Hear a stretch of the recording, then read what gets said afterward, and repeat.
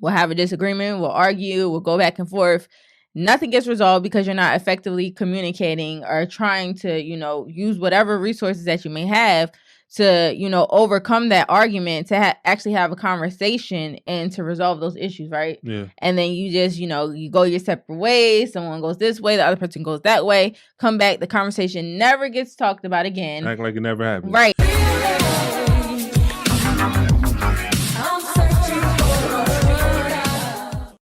What's up, real ones? Welcome back to the Relationship Podcast, where we're bringing the real back to relationships. Yes, sir. I'm Asha Steele. And I'm Devin Steele. And we're so excited that you guys are tuning in today with us. Yeah, we're excited for y'all to see our new look, right? Like, it don't have nothing. My look. Yeah, your look. It don't have nothing to do with the podcast, the background, or nothing like that. But it has something to do with Asha and her braces. You see, she tried to be like me because, as y'all know, a couple of months ago, I went out and I got braces. And it was a hard thing for me to do because I'm like, yo, a 30-plus-year-old man with braces, I don't know if I'm really feeling that look. But like 4 or 5 years ago, I had tried the Invisalign thing, and I found out I wasn't disciplined enough for it because you ain't had to do all that. I'm just saying. Because like with the Invisalign, when your teeth are shifting and it starts to hurt, you can take them out. So every time it would hurt, I would take them out. Mm-hmm. You're supposed to take them out when you eat and then put them right back in. I never put them back in. I lost them out in Vegas. The dog ate one of my Invisalign, and I was just like, yo, forget this. So when the pandemic happened and we had the mask mandate, I'm like, yo, this is the perfect time to get braces because I can wear a mask everywhere I go. People ain't got to see my braces, but I didn't realize we was going to start a podcast. But yeah, I've been having braces for the past 6 months, and I've been getting my little bit of straightening. You feel me? And Asha been jealous. So she went out and got hers yesterday. I mean, I thought if we support one of us supposed to glow up and get together like the other one. No, this is supposed to be my glow up. Well, anyways. You trying to be like me. Now she can't talk over here. She drooling. She can't close her mouth. She can't eat. She can't do nothing. I'll get it together. I tried to warn her how bad this was. I'll get it together. Anyway. So, yes, you guys. So, bear with me because this is a whole bunch. It's a whole lot going on. And I'm trying to function. Well, everybody on YouTube going to be looking at your mouth the whole time you talk. I feel like I'm like the ventriloquist doll. Like, I'm just sitting here, like, trying to talk without, So, yeah. But bear with me, y'all. So, yes, getting into today's episode, I have a just keeping it real moment. Go ahead and keep it real with them if you can, talk. Yeah. So, you guys, we just recently turned 32. The big 3-2. We celebrated our 32nd birthday this past Sunday, July 11th. Shout out to all July 11th babies, all the cancers out there. Yes. So, I had a just keeping it real moment. We had just like awakening on our birthday because it was like, listen, I feel like once we get older and we have children, like our birthdays are not as important. Doesn't mean anything. Let's just keep it all real. It don't mean nothing. It's like we have been dealing with Arya being sick for like the past, almost 3 weeks. 3 weeks. That's why we ain't had no episode last week because she got sick. Yeah, so like we didn't have our episode. We had to cancel our Bible study, our wind down, and so we had to also cancel our trip. I'm like, I drew a blank, but we had to cancel our birthday plans, you guys. That's because we didn't have a podcast last week. Imagine canceling your birthday trip. Okay. Because your kid's sick. Yes, we had to cancel it because we had to put our priorities first as parents and take care of our child. And I was just like, you know what? When you have a birthday, when you get older, you have so many responsibilities. It's not like, oh, it's my birthday. I need to celebrate, turn up, No, you grown. We know it's your birthday. Happy birthday and keep it moving. That's how I felt. That's how it is. Really, but no, I tried to do something like a little bit special for us and for It was Devin. a lot of bit special. It wasn't a little bit. Don't try. Yeah. I try to, last minute because literally we canceled our plans like 2 days before we were supposed to go. So I try to come up with like this cute little in the city picnic decked out for us. And it was really cute. It was really cute. The setup was really nice. We had music and food and just chilling. Y'all know if y'all in Houston, this weather down here is on another level. Yeah. But it was like a nice, cool, breezy day in the park. It was really nice. The scenery was beautiful. So it was just like chill. I enjoyed it. What about you? No, it was my first time doing something like that. And for me, like, like when I was young, birthdays is all about, turning up, having fun, going out, going on vacations and stuff like that. But as I get older, I be finding joy in like the simple things. So like just being able to do something with my family, whether it just be going to the park or watching movies together, going out to eat together. I get joy out of doing that. So I love being able to go to the park. Had a nice little picnic set up. Like Asha said, she got me some lobster rolls because I think like the week before I was talking about how I haven't had a lobster roll in a long time, and she whipped that thing out the bag. I was so psyched. She had a birthday cake for us, and we did painting. We were supposed to paint on the canvas, but it ended up all over Aria's dress and over my Asha's dress. brand new Oh dress. my goodness! So that turned out crazy. But other than that, it was a great day. Yeah, it was nice. But yeah, so before we get into the episode, you have some announcements? No, I don't. We can get straight into Well, I have an announcement, you guys, because we're going to keep plugging because so many people have been ordering. We've been getting lots of orders for the shirt. So if y'all haven't already, go check out our shirts at reallovecollection.com. Yeah. And purchase these shirts. Now, I know some people also was asking us about different colors, right? Mm-hmm. So we're planning on for the season change, like at different times, introducing new colors. So we'll put up a poll of new colors for you guys, because I know I got a couple people like, oh, do y'all have it in this color? Because Devin over here, he's styling. He got red, blue, navy, green, all these different colors. So if y'all see him with something on, he got the exclusive. Skittles. Okay. He got the exclusive because, of course, we're the makers. Well, we just trying to test out and see what colors y'all like. So don't be commenting the color you wanted it if you ain't gonna buy it. We ain't doing that. All right. So purchasers only. Yes. So if y'all like the shirts and y'all want us to, come up with another color, just send us over some emails and DMs, and we'll check them out. But yeah. Now, let's get into this message from a real one. Okay. So today's message from a real one says, I have a question about gender roles. I discussed this with a few friends of mine. Is it okay for a woman to be submissive, dominant?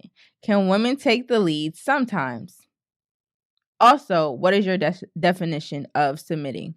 You want to touch on it first, or you want me to? I think that's an oxymoron. How so? How do you be submissive, dominant? So impossible. I guess you about to explain it. No. I guess because of the way that she tried to put it towards the end of, is it okay for the woman to take the lead sometimes, So I just feel like she should have been on our Bible study from a couple of weeks ago.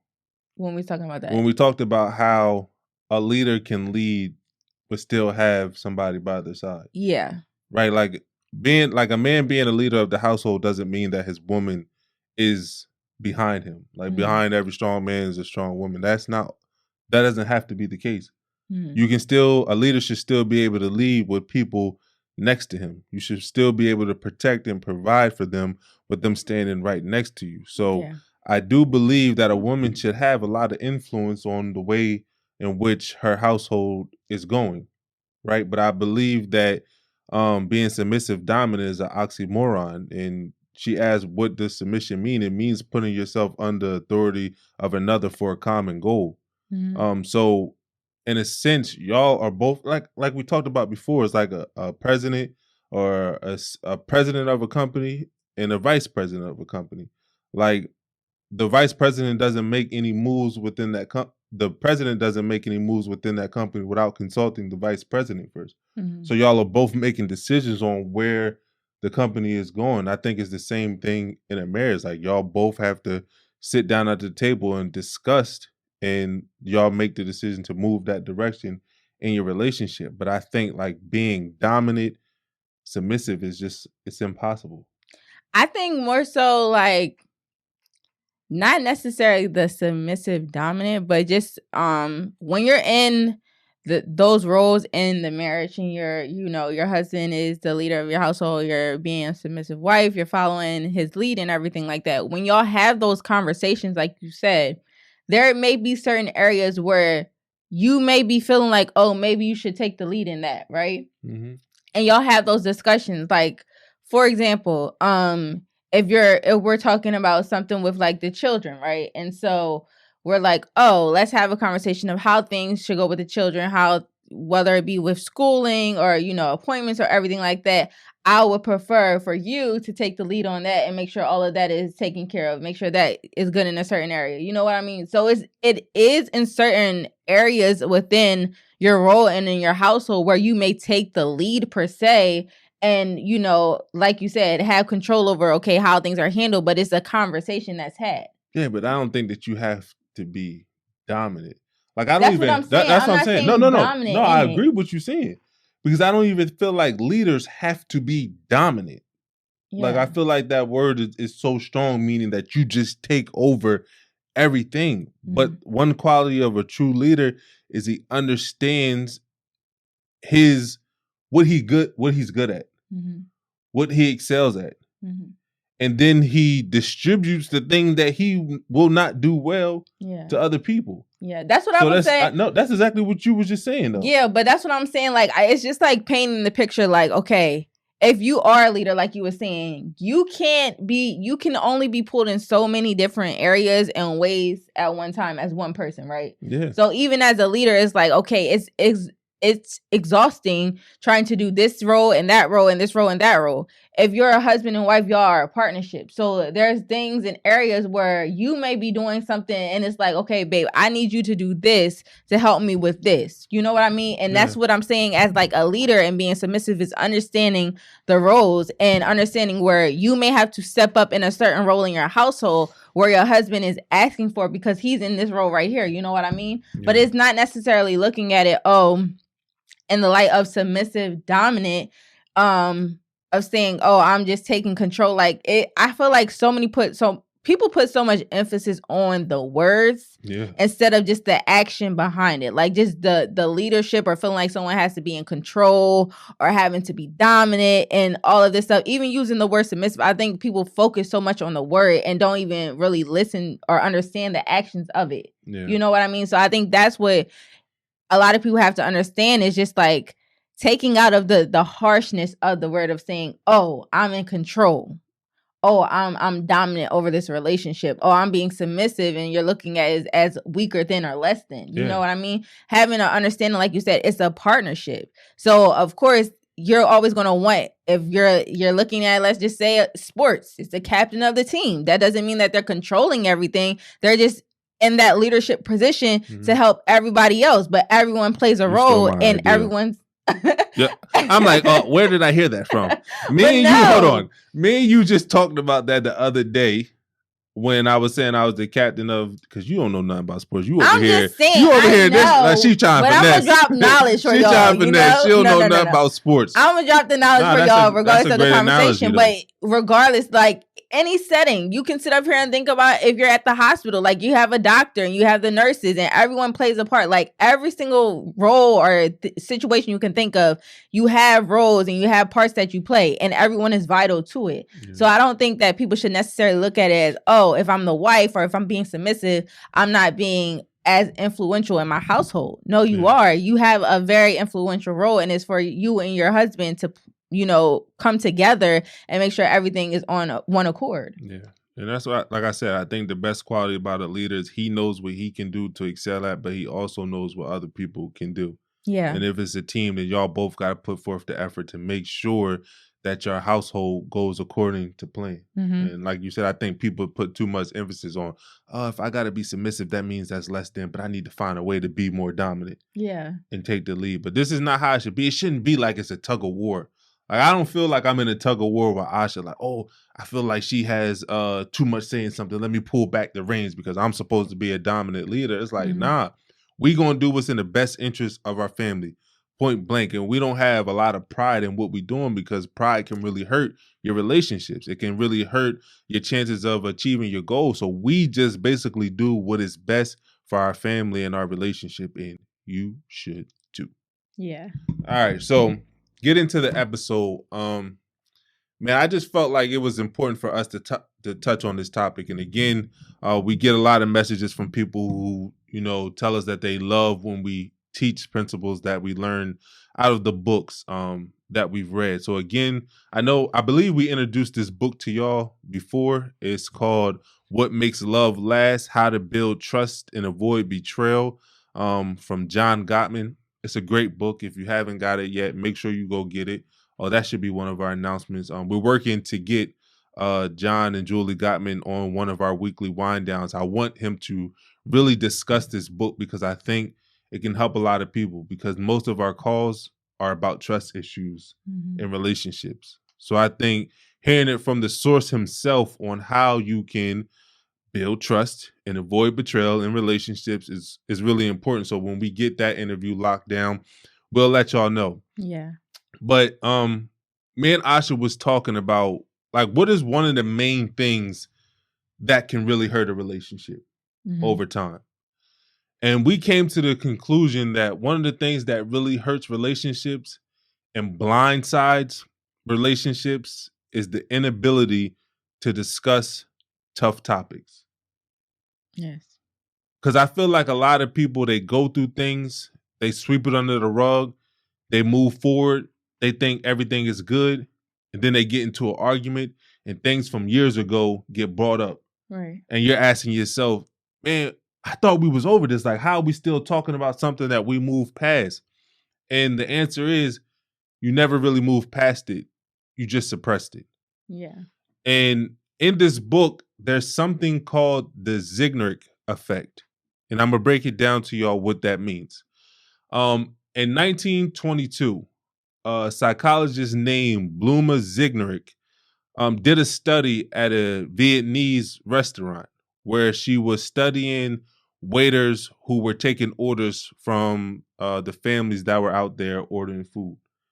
And what she noticed during her studies was that waiters did not have to write down the orders they were taking from what are they called? Patrons or whatever. Whoever's at the restaurant. The word is slipping my mind right now. It's crazy. They're customers? They're customers. There we go.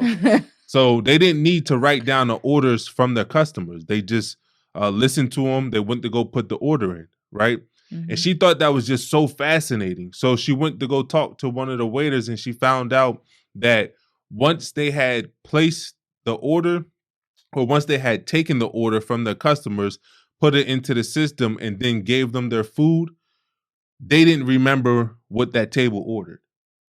And it fascinated her. She wanted to dive deeper into it. And she did more and more studies on it, and other psychologists also participated in their own studies, and they came together and found out that when you actually have issues that have been resolved, then they don't remain in your active memory. But when you have issues and they're not resolved, you just move forward, you're 2 times more likely to bring that issue back up in the future. Yeah. And John Gottman broke that down into the relationship of how that really impacts people, and how we may go through what he calls a regrettable moment where a partner does something bad, where something tragic happens in a relationship. And instead of coming to a resolution about it, y'all just sweep it under the rug and move forward. That alone won't hurt your relationship, that one thing, but that hope happening over time will end up building up and really destroy your relationship. Yeah. I think that's something that so many couples do. And ourselves included. Like, we had talked about it before. Like, it would be years and years and years that has gone past, right? Years. And yes. The same issue is reoccurring. And like you say, you're wondering, why are we still talking about something that, we dealt with 3 years ago? Yeah. And we think that we overcame it, but the truth of reality is, like you said, like, we have yet to put the work. So I think it's important, like you said, for couples to have those conversations, because a lot of times we sit up here, we'll have a disagreement, we'll argue, we'll go back and forth. nothing gets resolved because you're not effectively communicating or trying to, use whatever resources that you may have to, overcome that argument, to actually have a conversation and to resolve those issues, right? Yeah. And then you just, you go your separate ways. Someone goes this way, the other person goes that way. Come back, the conversation never gets talked about again. Act like it never happened. Right. And that's one thing that's just swept under the rug. And then over years, weeks, or days, weeks, years, months, all of that, it's just piling up. Mm-hmm. Everything just accumulating. You don't realize how like a small little issue or argument can just build up and build up and build up, right? Yeah. And then like you'll push the bigger things under there, and it's just like before you know it, it's just huge mountain. That's what people always say, like you got to pull up that rug and sweep everything out before you can walk flat. You're going to stumble over because you're going to just keep coming back to the same issues. Yeah. And so we had dealt with that in our relationship as well, with like, okay, why is this still occurring? Like, why are we talking about something that's irrelevant, that's been, like 3 years, 4 years ago? Why are we still having this conversation? And it's just realizing that we didn't have that conversation. Yeah. It's so crazy because like when you really like diving into this research and you're really trying to find how do you create strong marriages and relationships that flourish, it's like when you're able to put a name to something, mm-hmm. it makes sense. Because I struggled with it a lot in our relationship, where I believe we talked about this with y'all before, where it's like Asha would do something and I wouldn't say nothing about it because I'm like passive. I'm not trying to argue. I'm trying to have peace. So she'll do something and I don't say nothing. And she may do something again. I don't say nothing. And then it's like she'll do one thing that like pisses me off. That's like so small compared to all the things that he didn't say something small. to. It'd be minor. But then I just bring up all the things that I didn't talk about before when she did it. And she's like, yo, where did this come from? Yeah. And it's like, I never knew.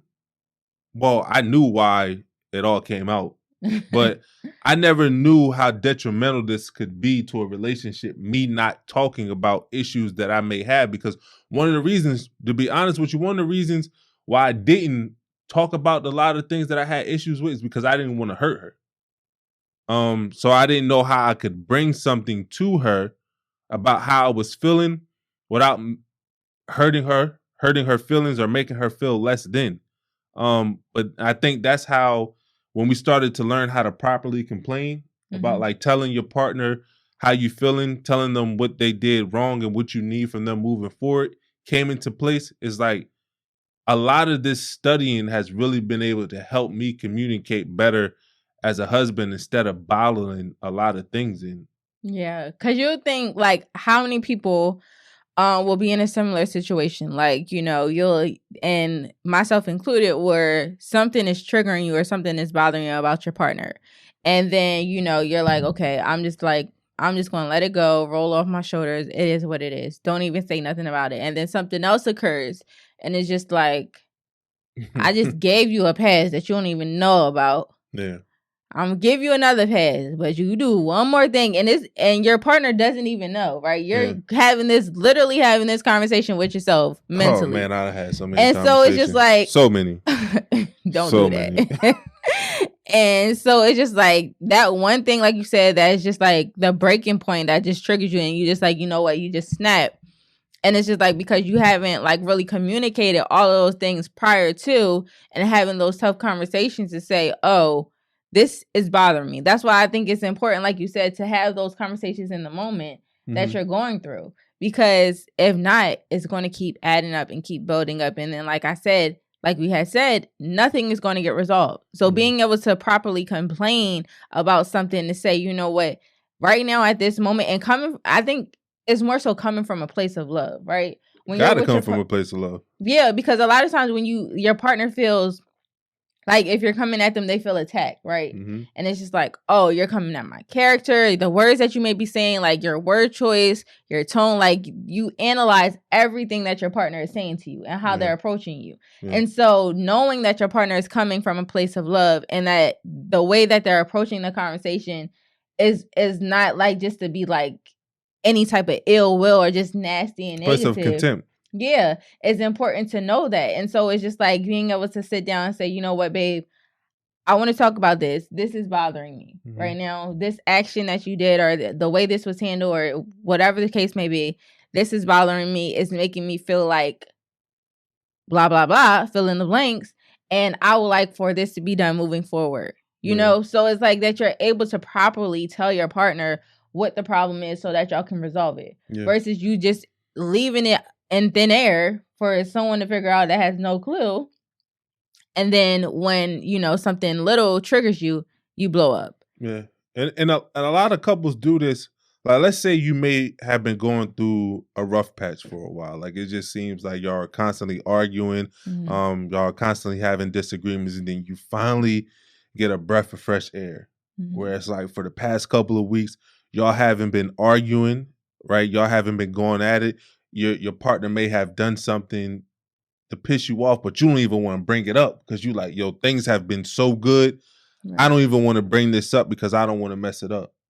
But that ends up hurting you in the long run because things aren't going good. You're just suppressing the things that have been hurting you, and you're also not giving your partner a chance to correct that behavior. So they're going to continue to do it because you're not going to correct a behavior that you don't know is an issue. So you continue to move forward. They continue to do the same thing over and over again. Next thing you know, you're back in that dark spot where y'all are having months or weeks of y'all just going at it. So being able to have those conversations when things are going good is going to be very beneficial because y'all are in a good place. The whole key is to remember to properly complain, like communicate your issues effectively.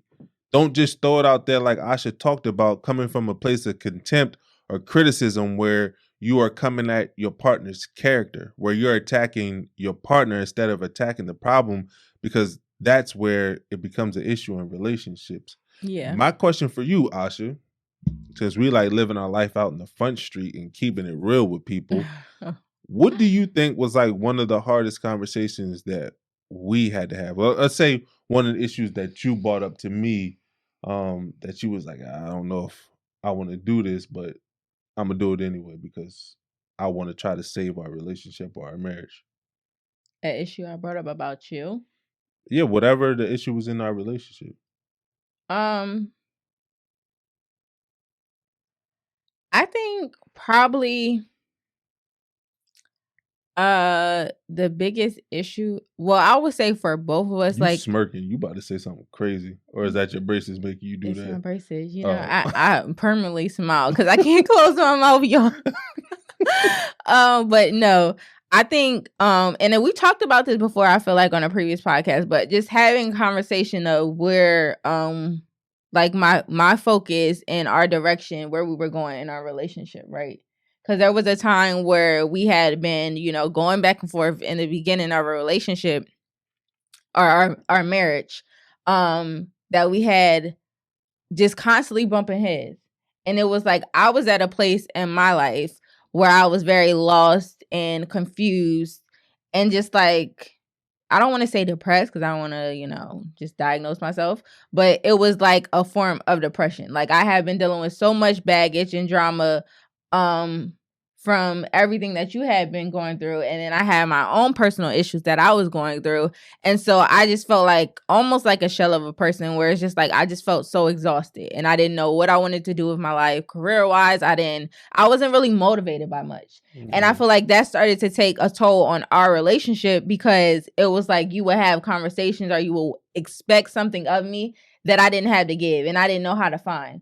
And so even in counseling, like we would constantly go back to this same conversation of, oh, what are you doing with this? Or what are you doing with that? And this, that, and the third.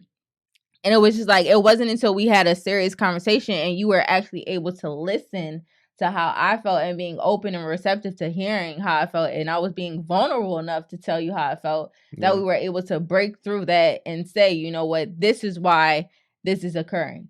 Because it was years of having this conversation. And it wasn't until, you know, us really opening up and hearing each other. And I think that's really important for people to do because it's just like your partner may be going through something silently and they're not even expressing it, and they don't feel like they have a safe space, or maybe they don't even know how to express it, right?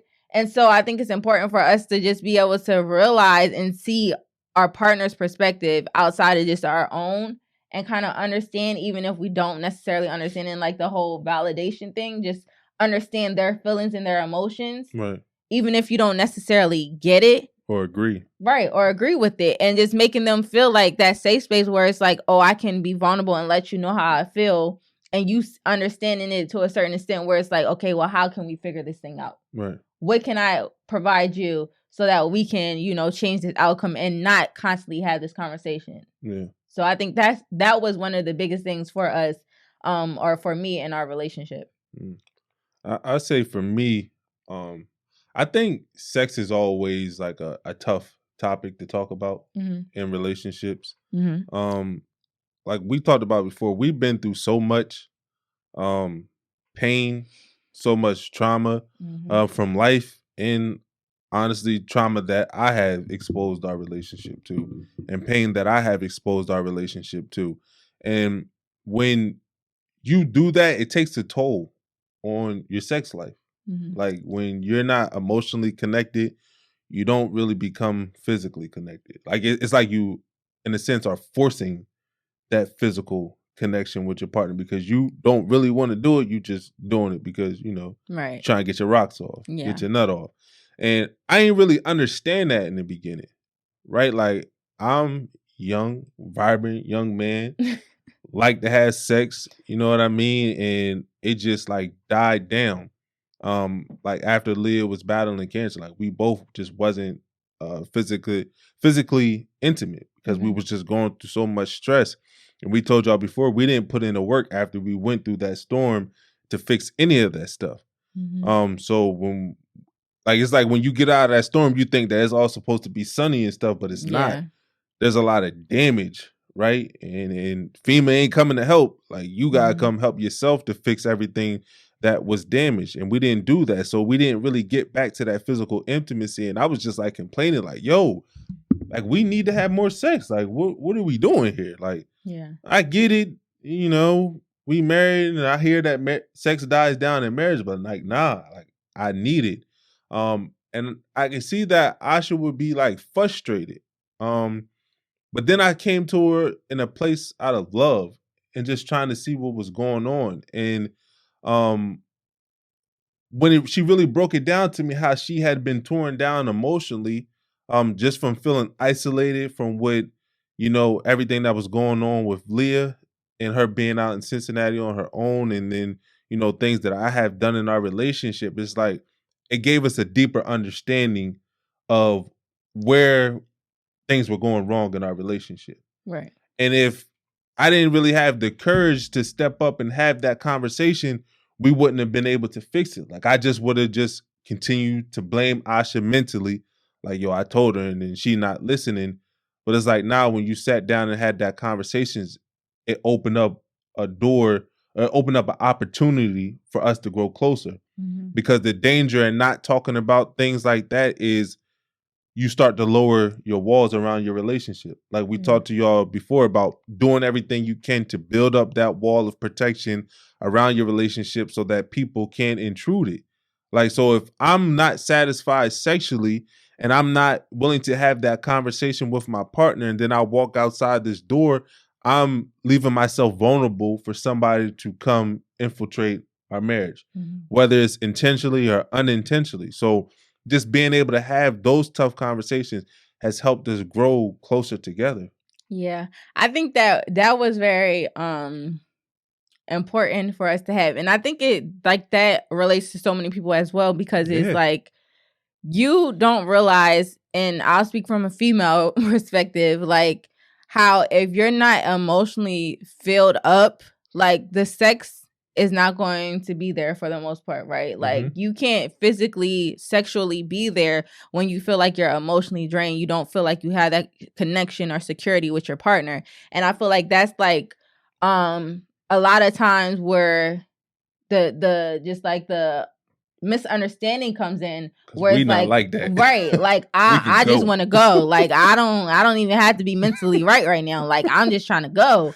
And it's like, no, like I'm just like not in that energy, not in that mood. And so I feel like having those conversations to really breaking it down and understanding, like, okay, especially in your marriage, like sex is very important in your marriage, but that's not the most important thing. Like if I'm able to be emotionally connected and I'm able to be full and we're, yes, like we have that emotional intimacy that's there, then the physical is going to come because I'm already full. But if I'm drained, like I don't have that drive. And I think having those conversations with your partner to really understand, like, okay, not just, oh, I want to have sex and I told her I want to have sex, but she's not having sex and I don't know why she's not having sex. Well, are you having that conversation? Okay. Yeah. Like that's what we have to get down to. Like, what is the reason why? And then now that we have had the conversation, what are we going to do to build that up? Mm-hmm. What are we going to do to fix that? Because it's not just about having the conversation. It's about putting in the work to change that. And if that's not done, then we're going to be sitting back at square one. So I think making sure that we're intentional to, like you said, what this whole podcast is about is just having those conversations, really digging deeper into your relationship, into your partner to really understand what works for them. What do you know, what makes them have that urge? What makes them, you know, have that excitement? Like it's not just about where I want to be touched physically, like touch my soul. You know what I mean? Like talk to me in a way that I'm just like, oh yes, like you know, you want to really have that connection with your partner. So I think it's really important for you to, you know, stimulate your partner mentally, emotionally, so that physically, you know, it would be all the things that you want. But we have to have those conversations that I don't feel like we have enough of. Yeah. I saw a post. I can't remember it verbatim. And I know this is about to sound weird because I know men don't do this, or men that I know don't do this. But it was like when a woman is not stimulated emotionally and a man is like on her about having sex, or her husband's on her about having sex, she just feels like a sex toy. Yeah. But I know men don't use sex toys. I hope we don't use sex toys. I don't know what y'all doing out there. It's some out there that we using them. You know what I mean? But like, I don't know who would want their partner to feel that way. They feel like you just something you can pick up and put back down whenever you wanted to. Right. Whenever you want to. I feel like when you're in a relationship, as we talked about before, there's that Nash equilibrium where y'all both getting the same payoff from y'all interaction. So yeah, I'm going in there, I'm gonna get my nut, but I want you to get your nut too. And I don't want it to just be like a physical nut, but it's just like an emotional nut. And you looking at me like you don't like when I say nut, but that's just how I talk. And that's how it is. But I want us to both get something out of this interaction with each other. Yeah. But if we didn't sit down and have that conversation, I would have never known that she was drained emotionally the way that she was. So yes, these conversations are tough. Mm-hmm. Some of them are going to be difficult. Some of them are going to be painful, but you would rather go through the pain right now to be able to work through it than later on down the road you invest so much time with somebody, you think everything is good, and then out of nowhere you're blindsided with either divorce papers or the person breaks up with you because y'all never resolved the issues that had been going on in your relationship for the longest time. Right. Yeah. So that's our episode for today. Like I said, you should really go out there and get the book, What Makes Love Last, because there's so much information out here in this world. Like I think I was talking to Asha. It was either earlier today or yesterday, but it's like, a lot of times when we get into relationships and we get into marriages, we really be out here just winging it. Yeah. Not being intentional, not becoming a student of what it takes to have a strong marriage or relationship. And we wonder why the marriage or the divorce rates are so high. Mm-hmm. It's because we're not really putting in the work. And then once we started to dive into this, we started to pick up the books. We started to interview the experts. It's like, yo, the information is out there. Mm-hmm. I promise you that. The information is out there because every book that I have read, every expert that I have talked to, they put a name to what we were going through in our relationship. But then we also found ways to overcome those things that have been brought to our attention. Yeah. So one of the things I suggest that you do with your partner is find books to read. Like read one book a month about relationships, about marriage, about what makes love last, about the 7 principles to making marriage work, about love and respect. like do the due diligence in order to give your marriage or your relationship the best chance at surviving. Because if not, the chances of it surviving are little to none, especially if you didn't really have a good example set before you on how to create those relationships. Yeah. And if you don't read reading books, go watch a video. Everything's on Man. YouTube, right? All these interviews Just and from right sources though. Yeah. Well, no, like I'm saying, like you have interviews from the Gottmans, you have interviews from several of the experts that we talk to. So many people like the resources that's in the books. 9 times out of 10, there's a video to go with this. Mm-hmm. So like there's no excuse as to why you can't get the information because it's all out there, like Devin said, whether it be in a book or whether it be on a video. It's just about you taking advantage of that resource and actually applying it to your relationship if you really want to make it work. So make sure y'all do that. Yeah, so we hope y'all enjoyed this. We didn't really want to go too deep into this today because like I said, we're going to have them on one of our wind downs, and I really want them to touch on the topic without it being redundant. So make sure you look out for that announcement. Hopefully it'll be coming soon. Yes. So until next time, you guys, keep it real. Yes, sir.